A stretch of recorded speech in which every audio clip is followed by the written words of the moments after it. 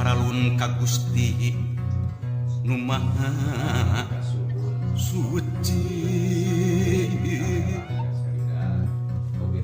nedapang jiat pangraksa para abdi-abdi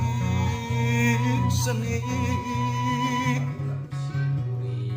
sejak ngaguar larangatan